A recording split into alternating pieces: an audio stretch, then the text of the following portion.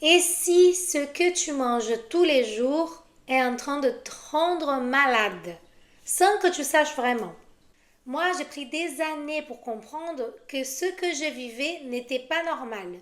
Je m'appelle Danielle Aîné, je suis naturopathe spécialisée dans le bien-être digestif et aujourd'hui je veux partager avec toi mon histoire et comment j'ai compris comment mon corps me parlait. C'est juste que je n'écoutais pas. Ce que je vais partager ici a transformé ma vie, physiquement, mentalement et énergétiquement. Dans les vidéos précédentes, j'ai partagé mes problèmes, mes débuts de problèmes digestifs. Mais ces problèmes digestifs, ils s'est intensifié quand je suis tombée enceinte pour la première fois. J'étais très heureuse, mais mon corps, il a commencé à donner des signes de plus en plus forts, de nausées qui étaient constantes, de gaz, des diarrhées, des constipations. Et on me disait, ah bah c'est juste la grossesse, c'est comme ça. Alors, j'encaissais. Un jour, après la naissance de mon fils, je me tordais de douleur. J'ai pensé à une gastro, on a appelé SOS médecin et qui m'a laissé comme ça. 10 jours après, j'ai été diagnostiquée avec une appendicite. J'ai été opérée, mais il y a eu des dégâts dans mon corps. Et encore une fois, on me disait, bah, c'est la faute à pas de chance. Voilà, tu as eu une appendicite, c'est comme ça. Pas de chance. Moi, j'ai compris que c'était mon corps qui criait à l'aide. Ma motivation était de donner une alimentation saine pour mon bébé. Alors, j'ai commencé la formation en nutrition. Et quand j'étais dans le module d'intolérance alimentaire, ça m'a fait un déclic. Ça m'a paru évident qu'il fallait que je retire certains aliments de mon alimentation. Mais ça a été compliqué, ça n'était pas tout de suite parce qu'il y en avait, c'est des aliments que j'aimais beaucoup, parce qu'il y en avait un petit peu partout.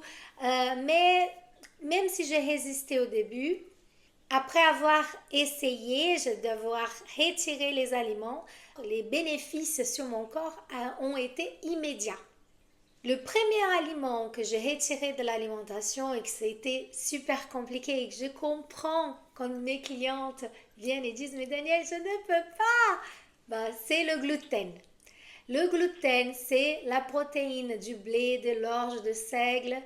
Et en fait, cette protéine, c'est la gliadine, ça va être une espèce de colle qui nous aide à faire la pâtisserie, à moduler cette pâte. Mais ce qui se passe, c'est que dans notre corps, cet aliment, parce qu'on mange énormément et pour d'autres raisons aussi, ça va faire une espèce de colle aussi au niveau des intestins. C'est un aliment très inflammatoire.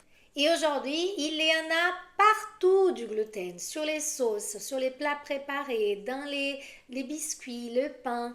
Et ça crée cette inflammation silencieuse. Et ça va abîmer les muqueuses intestinales.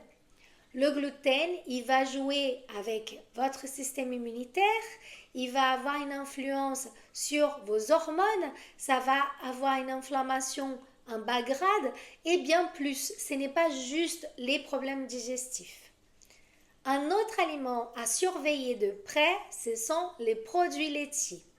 Même bio, même sans lactose, c'est des aliments qui vont être inflammatoires, qui vont être pointés comme intolérance alimentaire. Et je t'explique après pourquoi les produits laitiers ne sont pas nos amis pour la vie. Et le troisième ingrédient à surveiller, parce qu'il y en a partout, ce sont les œufs. Parce que les œufs, c'est pareil, il y en a partout. On a de plus en plus d'intolérance aussi pour plusieurs raisons. On a ces trois aliments-là à surveiller dans votre alimentation. Ce sont des aliments qu'on consomme tous les jours, parfois plusieurs fois par jour, qui sont mélangés à d'autres ingrédients, on ne sait même pas qu'il y avait dedans. Mais les effets qui vont déclencher, ça peut être retardé, ça peut être 12 heures, 24 heures, voire 48 heures après. C'est très compliqué de savoir quel aliment est en train de te rendre malade si tu as une alimentation variée et si tu manges ces trois aliments régulièrement, plusieurs fois par jour. À l'époque où j'ai découvert mes intolérances alimentaires, j'avais arrêté le gluten et les produits laitiers, c'était magique. J'allais beaucoup mieux. Et mon fils, qui à l'époque avait 3 4 ans, il a commencé à souffrir des problèmes au niveau des intestins aussi. Il pleurait pour aller à l'école le matin. Il se réveillait en disant qu'il avait mal, qu'il avait mal. Et on pensait, ah, il y a un problème au niveau de l'école, on a parlé à la maîtresse, non, il n'y a rien et tout. Avec sa pédiatre, j'ai discuté avec elle, j'ai dit, est-ce que ça pourrait être le gluten? Moi, j'ai fait l'éviction au gluten et ça va beaucoup mieux. Non, madame, il ne faut pas arrêter le gluten pour un enfant si petit. Il a besoin, qu'est-ce qu'il va manger? Ok, je vais voir un gastropédiatre. On fait les examens et tout. Ah non, madame, il faut pas arrêter le gluten. On ne sait pas trop ce que c'est. Ça peut être le stress, ça peut être ça. Mais personne ne m'a donné une réponse. Personne ne pouvait m'aider. On va chez le médecin allergologue, on fait le test d'allergie. Non, il n'y a rien. Tout va bien. Votre enfant va bien. Et tous les matins, le petit, il pleurait et il a commencé, on est allé pour ça, on a commencé à voir même des sangs sur les selles. Il avait des constipations de plus en plus fréquentes. Et alors avec mon mari, on a décidé de faire l'éviction au gluten. Avec l'aide de l'école, on a mis un protocole où on faisait son repas, on l'amenait son repas et on a commencé à faire cette éviction pendant 3 semaines.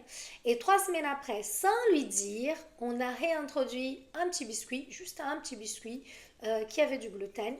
Et le lendemain, il a recommencé à avoir mal au ventre, chose que pendant l'éviction, il ne se plaignait pas. Alors, on a arrêté toute forme de gluten et à la maison, on mange tous sans gluten. Et plus tard, un test qui n'est pas conseillé par la médecine conventionnelle a confirmé cette intolérance au gluten et aussi d'autres intolérances qu'on n'imaginait même pas. Alors pourquoi il y en a de plus en plus d'intolérances alimentaires? Aujourd'hui, les aliments, ils sont de plus en plus transformés, ils sont modifiés. Il y a du lait industriel, des additifs, des conservateurs. Il y a de la pollution qu'il n'y avait pas il y a 100 ans. La deuxième cause de ces intolérances, cette explosion d'intolérances alimentaires, ce sont parce que notre microbiote est déséquilibré avec les antibiotiques, avec les pilules, avec une alimentation transformée. Et aussi parce que nos émotions, notamment le stress, va jouer sur notre digestion, sur nos intolérances alimentaires. Et la combinaison de tous ces facteurs font que on a de plus en plus d'intolérances alimentaires. Et les symptômes d'intolérance alimentaire ne se résument pas qu'aux problèmes digestifs. Et je vais t'expliquer quels symptômes pour savoir si tu es intolérante. Alors le premier symptôme, bien sûr, c'est le digestif, avec des ballonnements, des gaz, des constipations, des diarrhées. J'ai dit le gluten notamment, ça va constiper. On va avoir cette problématique de constipation et parfois des diarrhées parce qu'on va compenser. Inflammation, la bouche irritée, les intestins douloureux. Vous touchez votre ventre, j'ai mal au ventre. Ça peut être hormonal aussi, des règles douloureuses, des syndromes prémenstruels, des infections urinaires. On peut avoir même des fausses couches. C'était mon cas. Entre mon premier enfant et mon deuxième, j'ai eu beaucoup de fausses couches et c'est aujourd'hui étudié que les intolérances alimentaires font que on va avoir plus de fausses couches. On va avoir aussi des douleurs inexpliquées au niveau des articulations, aux raideurs, j'avais beaucoup mal au dos. On va avoir aussi des problèmes de carence alimentaire, des déficits nutritionnels comme la vitamine B12, le fer, la vitamine D. Les intestins, ils sont abîmés, ils ne peuvent pas absorber toutes ces vitamines, même si vous prenez des compléments alimentaires. Et les intolérances vont agir aussi sur votre humeur, avec l'insomnie, avec d'agitation, anxiété, avec de dépression. Parfois, les gens ils viennent à mon cabinet avec des problèmes de dépression et on arrête les aliments qui sont mauvais pour eux, ça va jouer sur la dépression. On va pas que sur l'alimentation, on va aussi sur les traumatismes, on va sur les problèmes émotionnels, mais il faut qu'on puisse enlever cette palette d'aliments qui sont en train de nous rendre malades.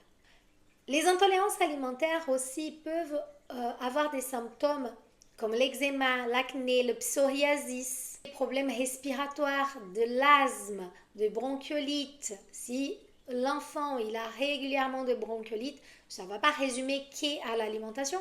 Il faut voir aussi l'ambiance, il faut voir les virus, il y a d'autres éléments à voir, mais observe déjà si ton enfant il mange trop de gluten, trop de produits laitiers.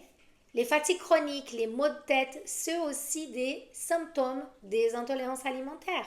Et des problèmes métaboliques comme la thyroïde. Quand il y a des personnes qui viennent à mon cabinet avec des problèmes de thyroïde, on va arrêter le gluten.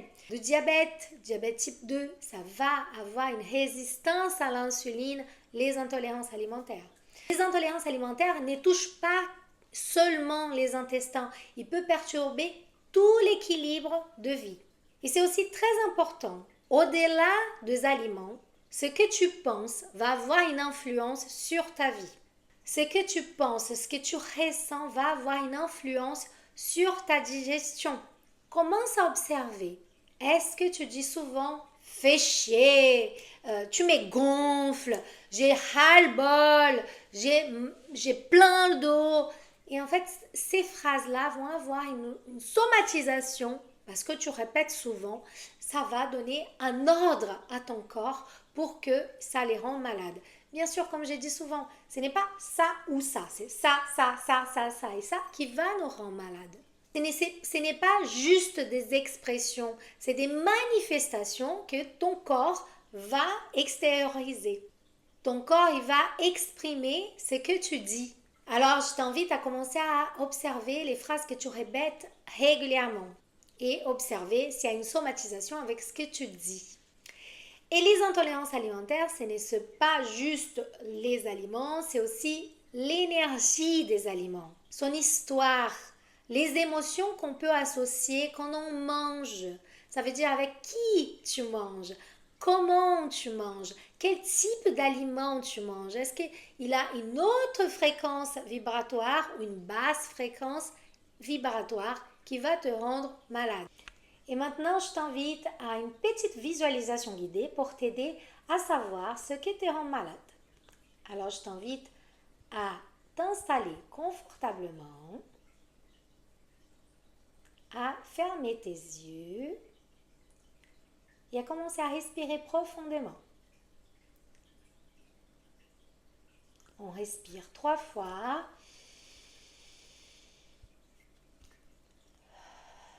Laissez partir les tensions. Reviens à ici maintenant.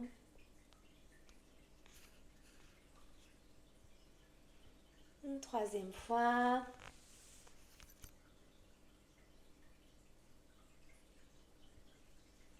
Et maintenant, je t'invite à visualiser un aliment que tu manges souvent. Tu peux fermer les yeux et imagine. Imagine cet aliment. Qu'est-ce que tu as mangé aujourd'hui au petit déjeuner? Qu'est-ce que tu as mangé au déjeuner? Est-ce que tu as fait du grignotage? Est-ce que tu as fait un goûter? Le soir, qu'est-ce que tu manges régulièrement?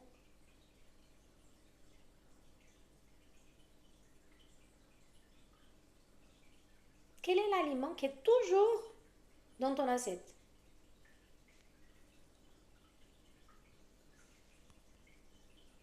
Il ne peut pas manquer une seule journée sans manger. Et je t'invite maintenant à sentir dans ton corps cet aliment quand tu les manges, quand tu les mets dans la bouche. C'est où? Quelles sont les sensations? Est-ce que quand tu manges cet aliment, ça t'apaise? Ou est-ce que ça t'alourdit? Est-ce que cet aliment te rend fort, avec beaucoup d'énergie, ou c'est plutôt au contraire, après tu es fatigué, tu as envie de dormir, de faire la sieste?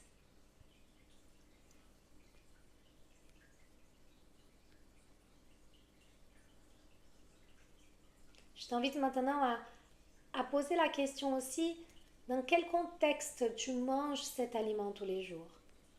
Ça peut être du pain, ça peut être du chocolat, des bonbons.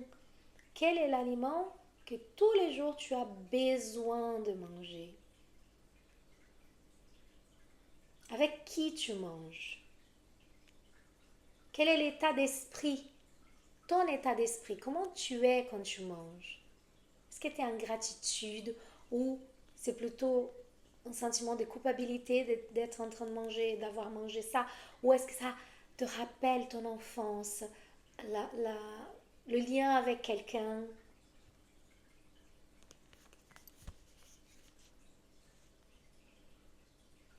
Quelles sont les émotions que cet aliment réveille en toi?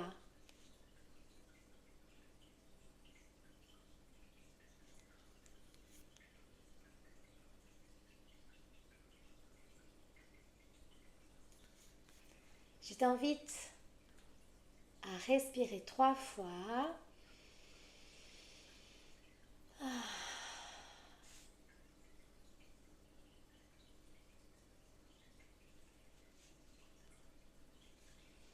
Et je te laisse faire une pause dans la vidéo pour noter tout ce qui est venu pendant cette visualisation. Même si le but c'est pas un exercice de français, hein, c'est pas une rédaction, c'est de savoir ce que tu as ressenti. Même s'il n'y a pas de logique, note, ok? Note, c'est que tu as pensé, ce que tu as ressenti, même si c'était plusieurs aliments, prends cet exercice-là pour te connaître mieux, pour comprendre pourquoi tu manges ceci, pourquoi tu culpabilises, pourquoi tu as du plaisir. C'est juste ça. C'est pas des jugements bien ou pas bien, c'est juste d'observer, de te connaître véritablement. Parce que cet exercice, il va être parfois révéler des choses qui même dans les analyses médicales, ils ne peuvent pas trouver. Et le but, c'est de te connaître, de pouvoir être ta propre guérisseuse, de pouvoir comprendre ce qui te rend malade et enlever ou transformer. Et on peut transformer avec le pouvoir de la pensée, avec des évictions, avec des compléments alimentaires. Moi, je travaille beaucoup avec les mycéliums qui vont venir aider au niveau des intestins pour ne plus être dans cet état d'inflammation. Ça peut être aussi, si on a des intolérances, d'utiliser d'autres champignons, d'autres mycéliums qui vont aider au système immunitaire qui est au taquet là, à se calmer, à des champignons qui sont adaptogènes. Il y a plusieurs qui peuvent t'aider dans ton cas spécifiquement, mais le but c'est de déjà te connaître, déjà prendre conscience de ce que tu fais, ou ce que tu penses, ce que tu ressens te rend malade. Merci d'avoir pris ce temps. Remercie toi aussi d'avoir pris ce temps pour toi, pour te connaître. Et si tu as besoin d'aide pour aller plus loin, pour te comprendre mieux, pour travailler sur tes émotions, pour travailler sur ton corps, sur ton alimentation, pour voir une ligne directrice avec moi qui va t'accompagner, je t'invite à aller visiter mon site internet daniellenné.com et voir comment je peux t'aider. Et je t'invite aussi à laisser un commentaire si cette vidéo t'a plu, à partager s'il y a quelqu'un, si tu penses à quelqu'un qui peut aider cette vidéo, et à t'abonner à ma chaîne pour qu'on puisse continuer à partager, pour que je puisse continuer à partager mes connaissances, mon expérience et te donner des clés pour prendre soin de ta santé naturellement. Je te dis merci et à très bientôt.